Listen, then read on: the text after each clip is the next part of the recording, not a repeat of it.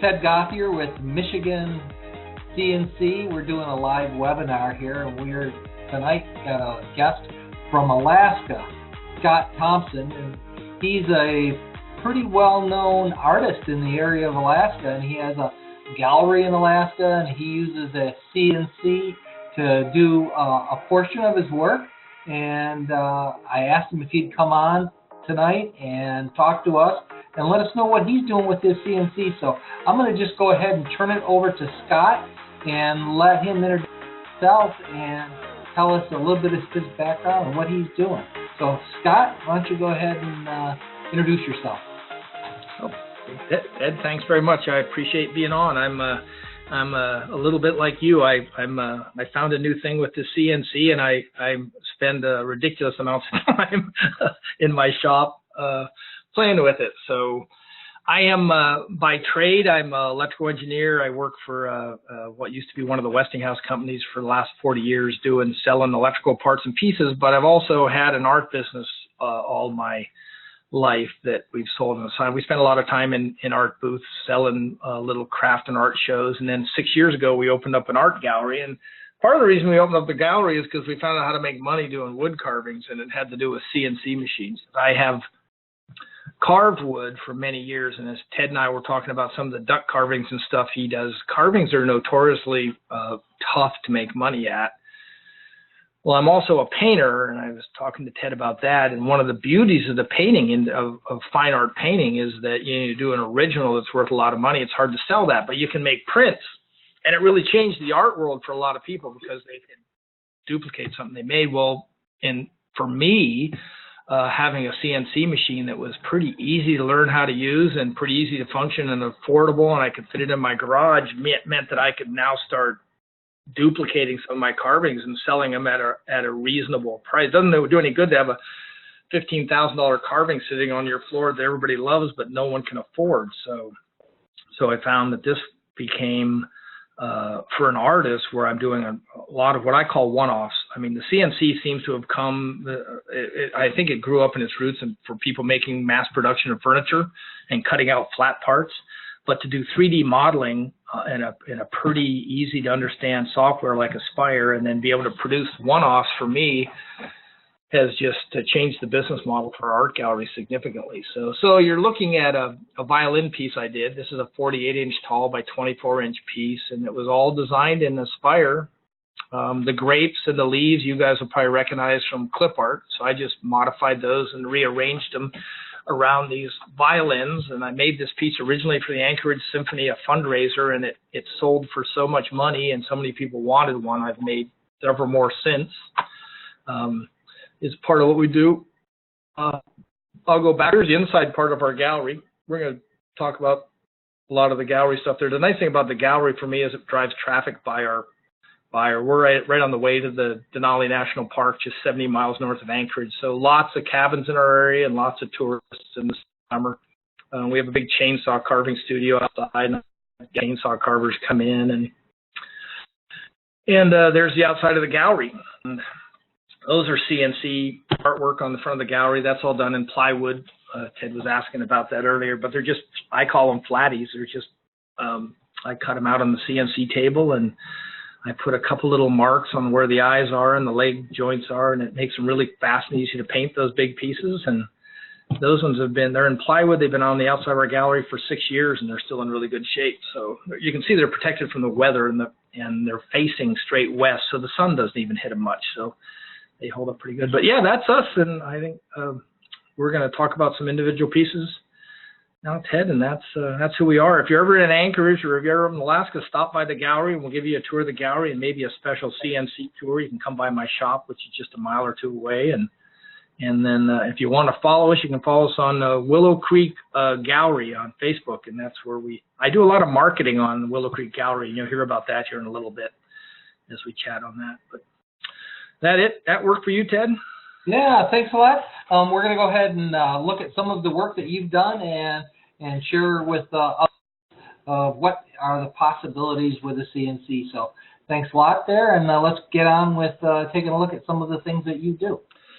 So Ted, if you start in the top left corner, there's a bull elk there that you can see, and I have much closer up pictures of this. Some of these I'll show you later, but that's a bull elk carving I did. Painted. I do antler rack panels for people that want them, custom ones. And so down below that, you can see some, it's hard to see these, but lots of little cribbage boards and stuff here. In the center area is a sign I have for my gallery. So as I mentioned, we have a gallery up in Willow, and it's, chainsaw art, log furniture, do a lot of cabin decor stuff. There's, we call it a man cave store sort of thing. So this is over here on the right side is the headboard for a king bed. It's got a king salmon on it and bear tracks. And we sell a lot of custom carved beds and things like that. So that's all one piece? No, the headboard is one piece, and then it's kind of mounted on a frame of 4x4. Yeah, I understand you carved it in separate pieces, but it's all one unit now. You got it all put together, huh? Yep. Yeah. Very so cool. We beds and lots of same sort of design for bench backs and stuff. We do quite a few benches for campfire benches and stuff that are a little fancier. And then this is one of my prints up here, art prints. That's a wolf painting I did, and the frame is carved to match. That's a CNC carved frame, and it's matched to extend the paint out beyond the frame. So did you carve the wood and then paint on the wood? So yeah, the frame, the image in the center is a canvas clay print of my original, and I put it in CNC created wooden frame, and then I paint out onto the frame to make it a real unique print. So they get really a hand painted frame, a carved frame, along with a wooden print. So yeah, I like it. Maybe you'll have photos of it, but I like some of the stuff that you've done where you've made a frame and then did a 3D carving and set that 3D carving onto a 3D frame. Yeah, just playing around with trying to see what people spend money on, Yeah. But yeah, and then down here in the bottom right's a dog carving. Our gallery is a half mile from where they start the Iditarod race every year. So there's a ton of mushers in Willow. I think we have somewhere around 1,500 citizens and about 9,000 dogs live in the area. So big musher kennels in the area, lots of places to go ride dogs as tourists. And we also start the Iron Dog sled dog race, which is a 2,000-mile race out to Nome and back on the Iron Dog race. So this dog here, if you can see him up close, and I don't have detailed pictures, but he's the Iron Dog. I did this for the mushers for a fundraiser. I did, I think, 6 of these now. So he's got gears and parts inside him, and he's a little Iron Dog. And he's got a fuel supply in his belly, and he's got a barker control up here and feed me controls and stuff like that on him. And he was a very popular fundraiser for all the guys who grow real dogs. And boy, I can imagine. So that was fun, and CNC made that possible. This up here underneath this salmon painting, it right here is a wreath, just a standard wreath I got from our friends at I think it was just part of some of the clip art that was available, and then So I have hundreds of salmon designs, and I put little red salmon inside it. So I probably sell 6 or 8 of those Christmas wreaths a year to Alaskan people. Just the colors, and they're really pretty, and it's got red salmon in it. And an American flag with an eagle on it. That's probably still my best-selling piece of a larger piece, or just one-offs. I ship those all over the country. Now, is this a hack from Design and Make? No, I don't know that I got ideas there, but the eagle's an original eagle. So here's, as an artist, almost what you'll see is almost all the animals that I have on here, I would say 100% of them, all of them are my designs. I want to be able to tell people I'm selling my artwork. So I design elk, deer, eagles. That eagle's my design. The flag's my design. 100 guys have done flag designs and made them wave and stuff. But so I just want to be able to tell people when I'm in there that I do the digital artwork. I carve it and I hand finish them, and it's just important for me to deal with it that way. Yeah, beautiful, just gorgeous. So that's the booth part of what we do, and then I'm going to click here and see. This is a little look at our art gallery. This is the outside of your building? Yeah, it's about a 2,500 square foot gallery. This is all, the sign is made in in Aspire as the red salmon are. The moose and the bear are just flat cutouts. They're all cut out in the CNC machine. And then you painted them? Yep. Lots of painting. Inside our gallery. When you say you just cut them out on the CNC machine, I know that probably we're going to get the question of what material are you using. Are you just using plywood? Or are you using sign board or to make an item that large? That's all. These are all plywood. The letters are plywood, and there's no one in the marine grade plywood. No, I use outdoor plywood, and then I seal it. Now these are under the rim of the house, so they don't get wet. The damage to these things occurs from sunlight. Okay. That's what you have to protect them from. And you guys have fought that battle. It's hard to protect colored items from the sun. So for me, I'll go low pressure wash these every other year or something and clean them up a bit. These ones have been up 6 years. Oh, they look great. Yeah, they hold up pretty good. We can't get sign foam up here. I'm shipping in. I got a 50-foot mural I'm doing for a customer. It's all going to be signboard because it's going outside. But it's very expensive to get it up here. Everything that comes up to Alaska comes up on a barge. Mm-hmm. Not cheap. This is inside, just some inside shots of the gallery. A lot of log furniture we do. This is our little carving shop outside. We sell, mushrooms and stuff. So part of the reason I show you this gallery is guys ask me all the time, well, can you make a living on a CNC machine? And part of the reason I can sell as much as I do is we have the marketing machine in place. We have an art gallery. We've been selling art for 40 years. So I know, we have a place for people to stop, and that's a big part of what we do. I sell a lot of art on Facebook. Okay. Very active on Facebook for guys that have that. It takes a little bit. I'll stop you there. How do they reach you on Facebook? Well, so we do, if I get something like that American, so I just did a posting on a carving I did last week, and I paid $20 to boost it, and it would have, so Facebook will tell you how many people it would have reached on its own, and then how much the paid boost was. And I target it to people who like the outdoors or salmon or moose or whatever is appropriate for the piece I'm posting. Mm-hmm. And last week I did a posting that it would have hit maybe 1,200 people, and I boosted it for $20, and it hit 9,500 people. And I'll get a couple of orders out of something like that. I did that American Eagle flag. I did that on Veterans Day, and I got 224,000 hits. And we sold about 30 of those flags. So just about 10 days before Veterans Day. So Facebook keeps us busy in the winter, and a little bit of website activity. And then the store, we build the followership. We work on that. So what do you end up selling those flags for? The smallest, say 18-inch flags are in the $125 range, and 4-foot ones are up around $500.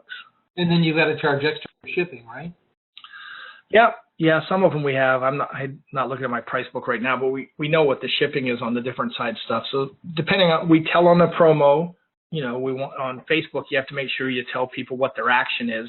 So we ask people. We do a lot of giveaways on Facebook. Mm-hmm. But in order to be part of the giveaway, you have to comment and you have to share us on your page. So when we do a giveaway like that, that's what happened with that American flag one and the Eagle one. So many people commented and shared it. We had 4,000 people share the posting. And then it goes out to all their friends. Mm-hmm.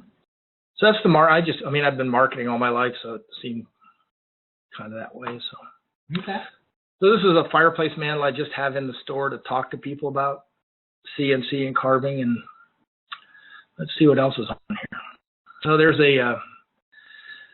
I've made 3 of this piece now. That's carved out of just handy panels from Lowe's. It's 2 inches thick and 48 inches tall, and a lot of you guys will recognize. How do you make it 2 inches thick? Isn't that 3/4 inch material? It's 1 inch panels from Lowe's. So there's 2 of them back to back. Okay. And the leaves and the grapes are all clip art pieces. That handy panel, is that made out of pine? Yeah. Okay. And so you're gluing them together then? Face to face, yeah. Okay. So if they're 1 inch, you're gluing 3 of them? thick? Well, this was just 2 inches, so I glued two 48 by 24 inch pieces together. Okay. Okay. Yeah, and then the arms of the, if we went into detail about how to make this one, the arms, the strings, the riser bar in the middle, the thumb screws, and the head of the fiddles are all separate components that I attach. That I make those all in the CNC as well. Well, the strings are dowels; those are 1/8 inch dowels. Okay. And then so I made one of those for the local symphony fundraiser, and I had so many people wanted them, I ended up making 3 more of them. And I've made some smaller ones. It's really impressive. It's kind of fun stuff to do on the CNC, but the violin is a pretty easy build in the CNC for guys to just try to get a picture of a violin and lay that out. And some of the stuff in Aspire makes it pretty easy build. Let's see. There's a picture of the wreath. Oh, yeah. And you can just kind of bury the fish in different pieces of it and, have the wreath kind of cover over the top, depending on how, you lay the fish on there, and you'll see like this fish, I have almost nothing behind him in the way of how deep he sticks out. So now are a few of these fish carved off the wreath and then put on, or are they all carved as part of the wreath? It's all 100% one piece. Okay. Yeah. I mean, you could certainly do that. I was afraid to ask you what the time is on the carving. Well, I'm like you guys, I'm getting a better sense of how fast I can carve with it. I have a CNC Router Parts 4896, and, it'll run at 300 inches per minute. Mm-hmm. But depending on how you set up. So this one needs to be carved with at least like an 1/8 inch bit, maybe a 1/16 inch bit is better for detail. Mm-hmm. But an 1/8 inch bit does it. So I couldn't tell you, but I don't think it's not like 3 days or anything. I think this one probably wraps up in probably about 3 hours or so. Okay. Okay. For me, and the guys go, well, how much do you charge per hour? Well, this is my opinion. I paid for we've had our CNC Router Parts since 2013, and then I had a small Shark HD since 2012. So I'm in 6 years into this thing right now. So for me, I go set this thing up and I carve, and the machine's running, and I'm drinking coffee watching this machine run, and now I can go glue up another panel. I can paint the one that's already done. I can finish carving the one that's already done. So for me, it's like having another employee that doesn't cost me anything. And that's the idea of it. And I think I've talked to a lot of guys about it, and many people have a hard time getting disciplined enough to be able to pull themselves away to go do other items. It's like they get the machine going, and then they want to stay there and watch it. And sure. I can understand that if you've got a tool bit changed in 3 minutes. But if your next tool bit change isn't for another hour and a half, you need to discipline yourself enough to get on to do something else and be monitoring it. Of course, you can't leave it just sitting there unattended in case you have a fire or something else, but you need to get on with it.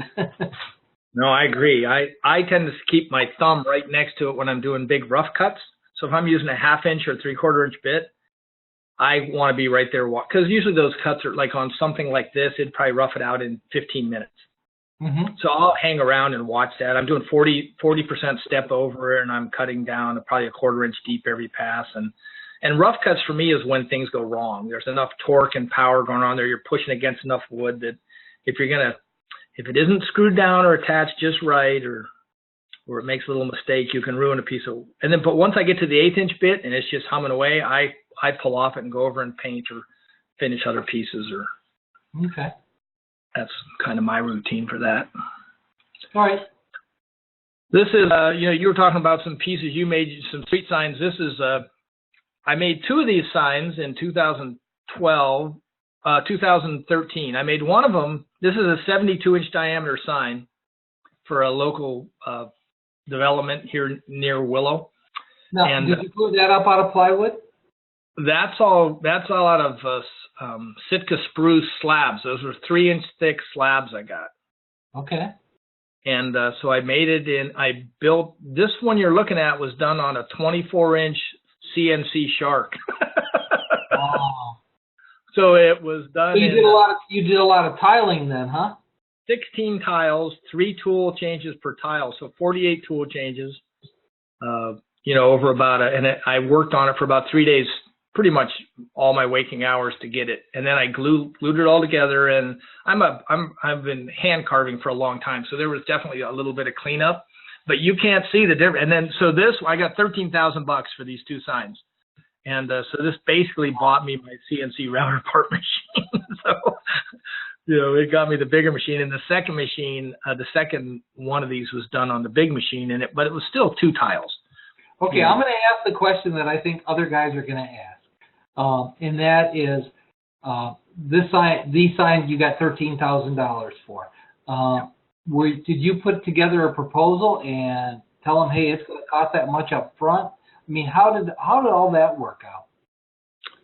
So I'll tell you what happened. I was at and I had donated a chainsaw carving, live chainsaw carving to the Bird Association up here, and I was at their event having dinner. I carved a sign there, and I had 2 people come up to me after the meeting and said, one was a lady who was the vice president of this community association, and she said, we need a sign. And so I kind of pinged her a bit and got a sense of what her budget was. I had an idea what her budget was. She wouldn't tell me exactly, but then I also knew I was going to have some risks associated with this. I could make mistakes. At that point in my CNC life, I was creating firewood pretty rapidly, so I knew I had to put enough money into it that if I blew up some of the wood, I could go buy more wood and get it done. So yeah, the pricing is something you have to learn, and I just tell people, ask people lots of questions, and then I take a lot of times when I quote stuff, I'll say, well, I'll do it. It's $8,000. If you want it painted, it's $12,000. If you want it a little smaller, it's less. I try to give them enough options to find out what's going to make them hit their budget. Because people know in their head, they're going, they know how much, and if they want to upgrade, they'll pay for paint or bigger. Okay. All right. Well, let's move on because we don't want to make this a 3-hour video, but maybe we can do more later. Let's move on and see. Now, I saw this week on the internet, and I fell in love with this piece. I just recently had a family member pass away days ago, and I'll be going to the funeral tomorrow night and the following day, and so this kind of like struck the chord with me, and I said, wow, what a unique gift. Yeah, this guy showed up at the gallery. He's a longtime friend of mine, and I'd done some small pieces for him. He showed up and told me about a fellow who died in his office that was close to him. And that was on a Sunday afternoon, and he said, we have a funeral next Saturday. So I had this birch slab in my shop, and by Sunday evening, I sent him a set what this would look like in the form of a model, and by Wednesday, it was done. So, I mean, again, there's no way I could do that as a hand carver, but with the CNC machine and stuff. And I built the bench frame enough times it was quick. And I used, the bench frame is all cut on the CNC. The joints are cut. So it's pretty bang, bang, bang for me to put it together. And okay, so you're just cutting dados and popping them in? Yep. And then screwing in from the ends? Yep. The screws aren't seen because they're on the bottom and underneath the bench. Yeah, and the back of this has a 2x6 on it. And there's a dado in the vertical 4x4s that the 2x6 fits into. Okay. Because this is only about 3/4 of an inch up here at the top of this, at the thickness. Now, is this material that you have to, when you're in Alaska there, is this material you have to go out and buy, or do you get your own wood? Yeah, I'm a wood hoarder. Okay. Well, you have to be successful. You have to get it, the best way you can. So my log furniture guy has a big sawmill. So he built, him and I are always out in the winter dragging logs and running them through the sawmill. And he's got, an acre or two of slabs that are being dried at all times. And so I have lots of sources for slabs. And perfect. Here's a burl piece I did a while ago. You guys matching burls to carving. So, I mean, this is just taking a picture of the burl and then using a spire to match the shape of the burl. And then fitting a design inside of it is particularly pretty. That piece sold for, I think, about $600 and shipped to the East Coast. I was on Facebook for a day and it sold. So, gosh, wonderful. This is the meat and potatoes of my business up here is cabin signs. These 24-inch cabin signs, this sockeye one's very popular. But most of the time it has somebody's family name in these signs. Mm-hmm. But so these 24-inch signs I sell in the area of $250 to $300. A 36-inch sign like this will be just under $400. Okay. And they're just buying another 30-inch sign. But this is a big part of what we do is just custom signs, small custom wooden signs for houses. And you're a one-man shop with the CNC. You don't have anybody helping you. Yeah, nobody's helping. About time to retire. That way you can start doing your artwork full time, right? Then it becomes unfun, huh? Well, you kind of wonder about that. I'm still fascinated with it, and I loved it. And this is a kid's library piece I made. There was 3 pillars. It's 36 feet long, and we did a whole bunch of book-related carvings that covered the pillars in this school. And I don't even want to answer any questions about copyright and stuff, so I'll move on. Yeah. This is an interesting piece here. I should show you this. So I'm going to do it backwards. This is the piece I carved for a lady who had a damaged tree. This is what it looked like when she put it in the tree. And there it is in the model. And there's 3 before we did anything. So she's a gnome nut lady. So I went and measured this. I took pictures of this, measured a couple points on it, dropped it into a spire. Created that model I showed you, and then I went back with my chainsaw and flattened this up a bit so it would lay in there. And really fun piece though, and she's got like 4 more trees she wants me to do now. You have a picture of it totally painted? Because I saw it all finished and done. Yeah, it's right there. That's the finished with the turtle there and everything. It was so creative. I thought that was great. Yeah, if you have trees that you want to just. Did you take a picture of the opening there and go ahead and do a bitmap of the picture to get the actual? That's the picture I used right there. Okay, and then you just traced that outline and double checked your measurements. Yeah, exactly. Okay. Yeah, just kind of, you can be a little bit off by where the bark and the shadow are off by a little bit. That's why there's moss stacked all around it. So. Sure. So yeah, I'm using this. This is a lady sent me a specific buck that her friend had shot, and so this is a duplicate of that deer. And he happened to his dad was passing away while he was out hunting, and he kind of wanted to go home and see his dad, and he was thinking about walking down the hill, and the buck walked out, and he popped the buck. So this is all original artwork by me. There's like just design, and this is all stuff probably Todd taught you guys last time was how to just make something like these logs in this tree. This whole background is probably 25 minutes worth of work. And then I created the deer independently. That's maybe an hour or 2 worth of design work. Okay. Yeah. So you created all of the toolpaths yourself. That's not something that you bought from Design and Make or anything. You actually did it all yourself. Yeah, there's probably those spruce trees in the background are the only thing that came out of clip art. Okay. But everything else is again original artwork. There's a moose door that I carved with the reflection. Yeah, it's got a reflection. So the identical moose just used the invert feature in a spire. I use this to sell it to the owner who wanted it. And again, it's a bunch of glued up panels. And you can see up near the eagle where I hit the glue area. Okay. And it caused some dark things up there, so I manually ended up carving that off, and yeah, there's the model for it. And this is a sign I sent to Texas, Papa's Crab and Cabin. So I made a crab model and a red drum model and a flounder and a couple of sea trout, and they wanted it so it would all puzzle click together. So I mounted it on plywood and built little king because she was afraid about hanging it straight. There's another wine piece. Here's how it's coming out of the CNC machine. And so again, I keep using these grapes and leaves out of the clip art, but everything else is custom modeled on this stuff. Sure. And there's another smaller violin piece. That's coming out of on the CNC table, and and then a little bit of hand finishing. You guys, all pine is terrible for fuzz. Fuzz. So a lot of, there's probably an hour or two of cleanup and hand sanding and toothbrush work, and then I painted enough that I can make it. I think that's last piece I had in the picture, and that's really about all I have to show you guys, unless you want to get into more detail about. No, that's fabulous. I'm going to go ahead and take back the presenter role. Yep.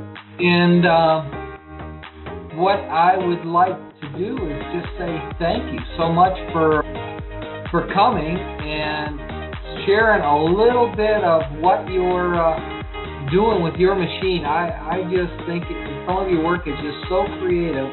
I really like how you're able to take certain parts, like for instance the violin, and carve out parts and then install them and make a 3D piece, an additional 3D piece.